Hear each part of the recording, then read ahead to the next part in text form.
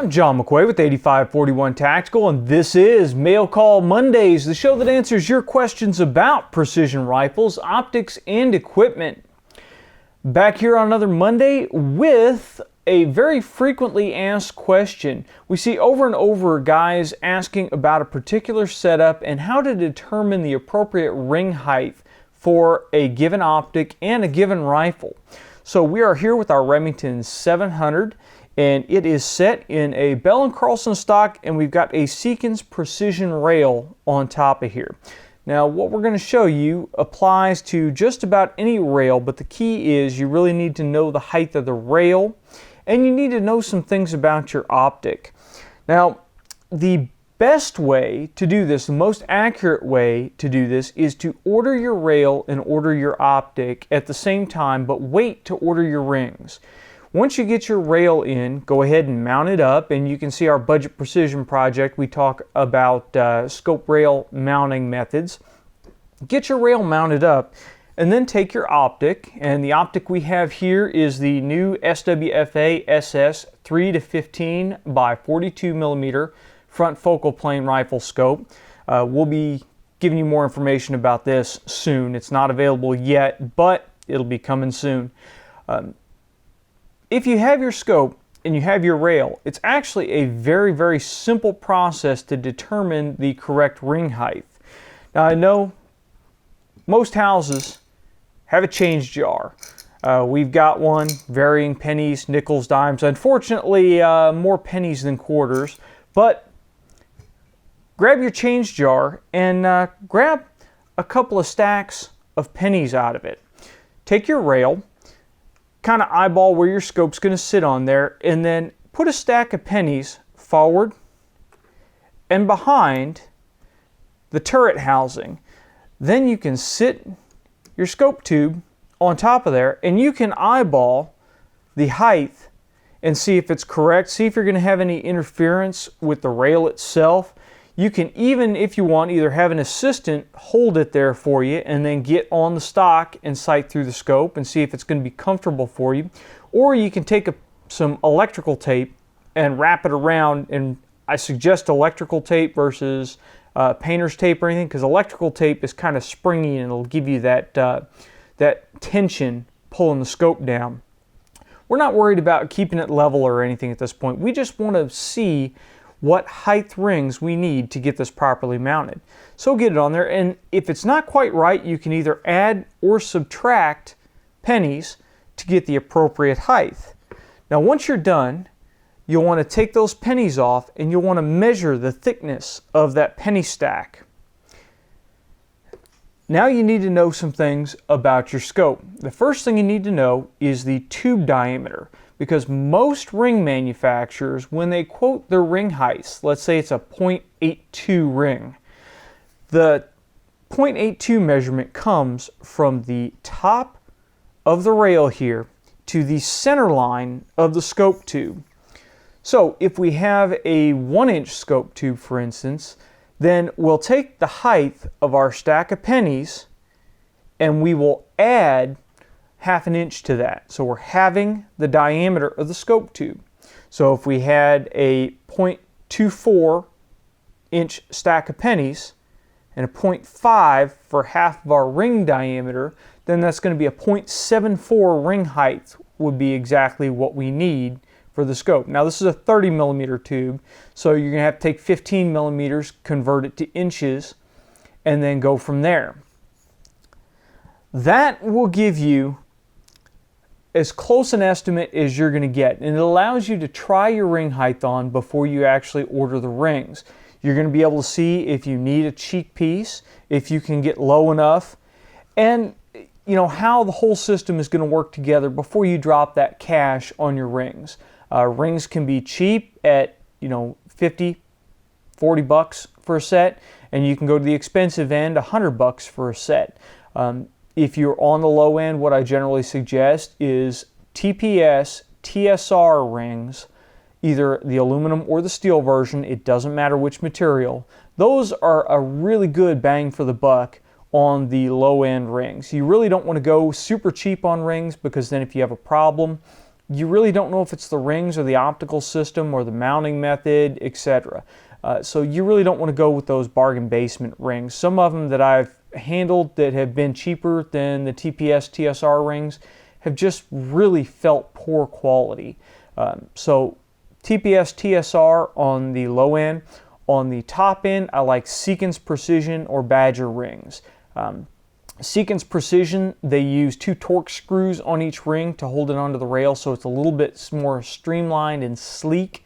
The Badger rings, they use a 1/2-inch nut on the side of them, and that really gives you an easy way to get the rings off or on in the field, because when it comes down to it, if you have to, you can use a multi-tool to either tighten those down or take them off. That's not a recommended method, but sometimes in the field you do what you got to do.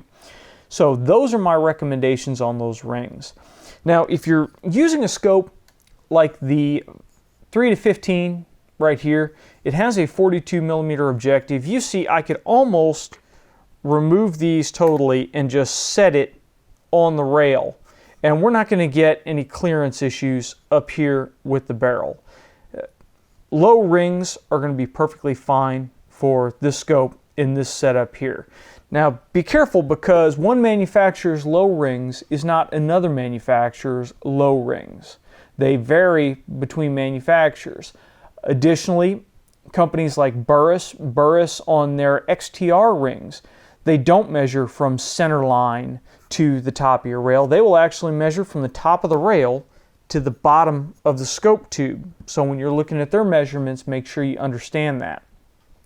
Now, the reason I say that you want to order your rail and your scope at the same time and wait for the rings is because that gives you a known point that you're measuring from. Different rail manufacturers have different heights on the rails. Some of them may add a little bit more meat. The EGW rail, I believe, is a little bit thicker. The Seekins Precision is about as low as you go and still be Picatinny spec. There are some rails that are really low and they are below Picatinny spec. I'll post an image of the Picatinny specification here. Really, in the civilian world, companies are not required to hold to that, so even though they call it a Picatinny rail, it may not actually be the Picatinny specification. And what that is the main part that we're worried about is underneath the rail here, between the little edge of the lugs and the actual mounting surface, there is a minimum specification. If you go below that, then some rings, the little claw edges on them, may not fit properly around the rail. You may actually get some binding, or you may get the rings trying to pull the rail off the receiver when you tighten them down. So you want to kind of pay attention to that. We really don't have problems with a lot of one-piece rails, especially canted one-piece rails, 20 MOA rails, because they have to be up a little bit off the receiver to get that cant. If you go with two-piece rings or two-piece rails with no cant to them, then they tend to try to stick them down there a little bit lower. I don't know if they're saving material or what, but they tend to be really low. The Picatinny specification, I've got it right here, and I'll post a picture for you. The space between the top of the rail and the receiver has to be a minimum of 0.367 inches. So if it's below that, it's not Picatinny spec, and you may get some interference issues. Seekins rails, no problem at all. The Weaver Tactical Picatinny rail, now pay attention to that, it's the Weaver Tactical Picatinny. It's not a Weaver rail. It's made by Weaver, but it's a Picatinny spec rail. That one works just fine. Badger rails work just fine. But if you get into some of the off-brands and you're trying to save some money, then pay attention to what the specs are and pay attention to how the rail's set up. Now, if we're starting fresh and we don't actually have a rail or a scope in our possession, we just have a bare receiver and we know which scope we want to use, we can still get a fairly good idea of what kind of ring height we need for a given rail. Now, preferably you want to call the manufacturer and find out what the height is on their rail and use that as a starting point. Now, as far as the scope itself, dimensions that you're going to need to know is you're going to need to know the outside diameter of the objective here. Now, although it may say something like a 52 millimeter objective, or in this case a 42 millimeter objective, that's the glass that's inside it. That's not the actual outside diameter. So if the scope manufacturer doesn't have prints posted somewhere, you may have to call them and find out what the actual diameter of the bell is. Like before, you'll need to know the diameter of your scope tube itself. Now what you can do is you can take the height of your base, then you can look at the ring manufacturer's website and take the height of the ring that they're quoting, add those two together, then take the diameter of the bell, subtract that, or divide that by 2, then subtract the diameter of the bell from the added distance, the height of the base, and the height of the ring. Now, if you get a positive number, subtracting the diameter of the bell from that, then your setup's going to fit. If you get a negative number, it's not. The bell is going to contact the barrel down here. Now, this formula it kind of ignores a couple of things. For one thing is it doesn't take into account the taper of the barrel. As you can see here on the Remington, we've got a rather thick shank right here at the receiver, but then it tapers down really fast for the Sendero or Varmint profile. Now, as the scope bell widens, it kind of follows that taper, so you can sneak it a little closer than what that formula would tell you. But the formula will work for straight taper barrels. So if you've just got a telephone pole barrel on a custom rifle, that formula will work. Again, you measure the height of the rail and the height the manufacturer quotes for the rings, add those together. Then you're going to take half the diameter of the objective and subtract that from the first number. If you get a positive number, you're good. If not, you're not. That does not take into account if you have any kind of scope caps on. That also doesn't take into account any extreme cant in the rail itself. If you're using a short scope like this, then a 20 MOA cant is not going to really change this dimension out here very much. It may have a couple of tenths impact on it, but it's not going to have a drastic impact. You're not canting your scope like this. Now, if you have a scope like the Falcon Menace here, and we've got a long sunshade on it, and then we have a cap out on the end, then that cant is going to start making a difference. So you'll want to throw in a little bit of extra clearance out here at the end for that cant.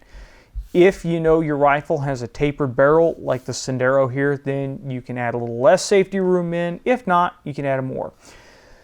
Now, my final word of advice is when you're doing these setups and you're measuring this stuff out, make sure you're ordering your components from some place that will let you exchange them. So when you get your fancy base and rings and your new scope in and you go to throw everything together and dry fit it, and something isn't working, you're having contact on the barrel, you're having contact with the bell on the front of the scope rail, then you can exchange them and not be out any money. You don't have to worry about trying to sell them or pawn them off on a friend or something.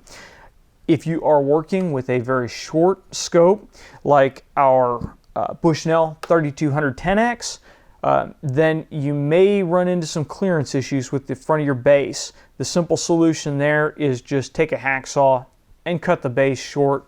Try to do a nice job. Clean it up with a file, hit it with a Sharpie or some Aluma Black, and clean it up.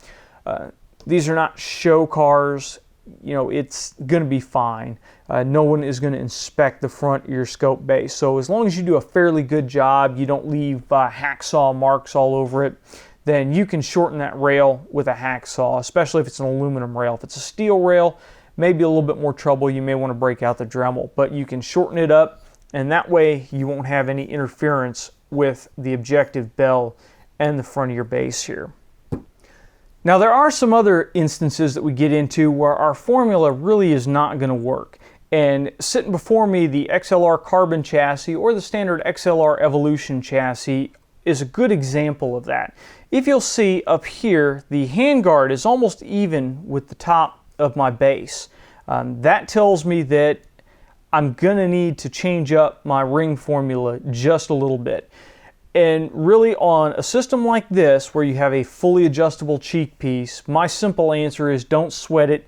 Use an AR mounting system and you won't have to worry about your ring height, because on the bolt gun with a standard stock, we really want to get that scope down as close as we can so we don't have to use a really crazy high cheek piece to get our eye lined up with the scope. With an adjustable cheek piece like the XLR system here, I'm using an AR height mounting system and I don't even have the cheek piece up halfway. This is with a 50mm objective on here. Now I could go with a spacer and even higher rings if I wished and really bring that cheek piece up, but it's just not needed. This will work even with a night vision device clipped on to the front of the handguard. So with a system like the XLR's, AR height rings or an AR mounting system will work. Now if we switch over to an AR system like the one that we've got here, you'll notice that this is a 50mm objective. We're using an odd mount from Oddland Industries, and we'll post a link to them down below. This mount is an AR height mounting system, and it is actually a 1.45 inch height mounting system. Because we have a continuous rail across here, the rail now becomes our limiting feature on mounting our scope. Obviously the bell has to clear the rail, and we also want to leave a little space so we can get scope covers on here. We can slip on Butler Creeks or something of that nature. Now with ARs, it's very, very simple, because ARs, when manufacturers make mounts for ARs, they assume that you're going to have some kind of tubular handguard up here, and they assume that the rail is going to run pretty much even with the upper rail on the receiver. You also don't have to worry about that nasty Picatinny specification, because that's already built in to the rail on top the AR, assuming it's a mil-spec receiver, and generally that's carried forward onto the handguard.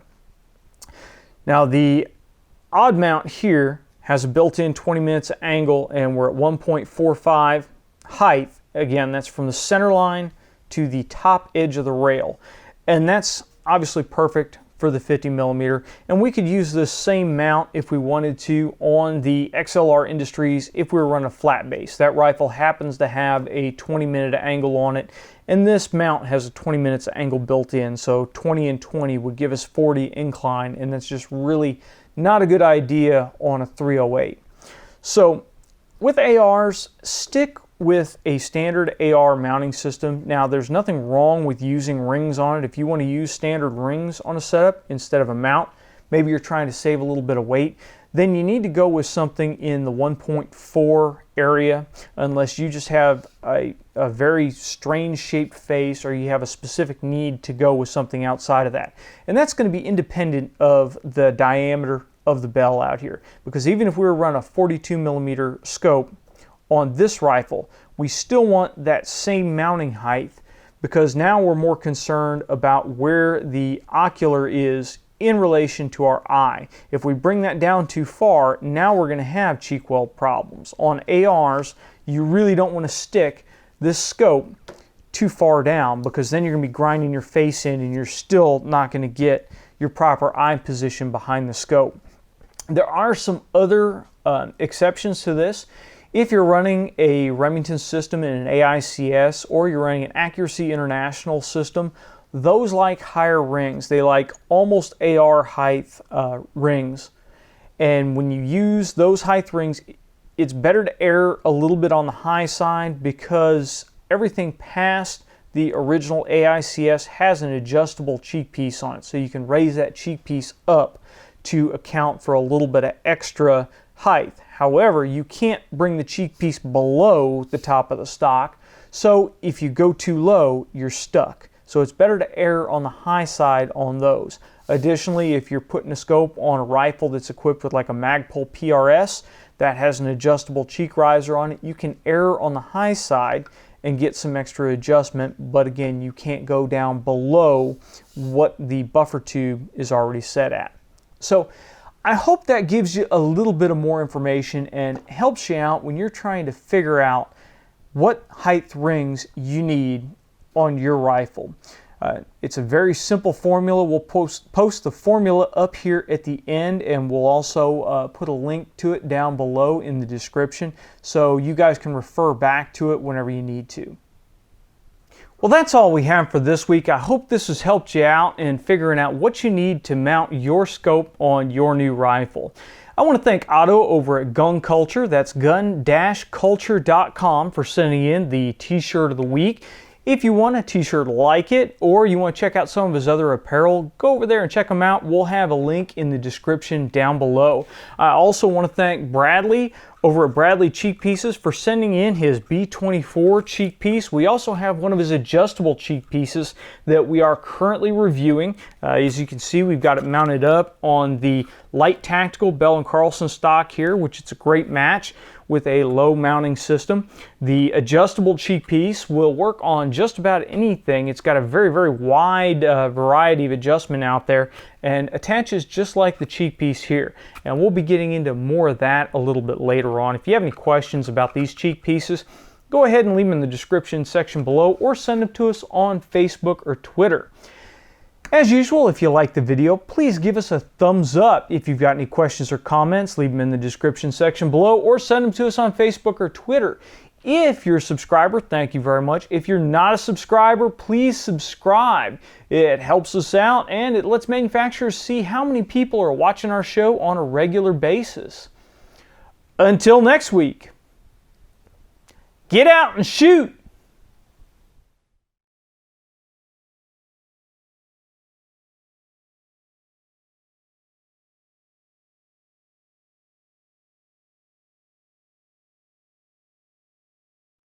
Sorry guys, no April Fool's jokes, no craziness, no Harlem Shake, none of that stuff. However, since you stayed tuned, I will tell you we've got some exciting new things in the work. If you were on our Facebook page, you might have seen me make the announcement that we do have a new B camera coming in. We just picked up another Canon T3i. We currently, and what you're watching us film this on right now, is a Canon EOS 60D. And that works very well as our primary camera. There are a few limitations that we have to work around, but overall, it works very well, as you can see by the quality of the show. Now, sometimes when we do some close-up work, the close-ups look a little bit blurry. They don't look quite to the same quality as the camera that you're looking through right now, and that's because those we actually run on a Sony SR11 camcorder when we have to zoom in and get those tight shots. That will end once we get the new T3i in and run through some tests on it, because we have some really nice Canon glass that we use for some other things, and this will allow us to use a really high-end zoom lens to get those close-ups of stuff we're doing here on the bench. So hopefully that will illustrate things for you a little bit cleaner in the future. Now again, we can only do this stuff and we can only purchase this really expensive equipment because you guys watch the show, you watch our ads, and you share our videos. The best thing you can do to support us is post these videos on other websites, other web forums, and get more views for us. That in turn allows our advertising dollars to go up, and when our advertising cash goes up, we can buy more equipment to make better videos. We don't have a board of directors to answer to, we don't have shareholders to answer to, so we're not worried about dividends, we're worried about making a better product for you. So that's where our money goes, and it is a lot of money. Additionally, it really helps when you guys order something that you've seen on the show. Tell the manufacturers that you saw it on the show. Tell the retail shop you saw it on the show, and that's why you're ordering it. That helps us out because manufacturers are more inclined to send us products to review and to talk about, and that keeps our costs down low as well. So, thank you for what you've been doing so far, and please keep it up. Share our videos far and wide. Thank you very much.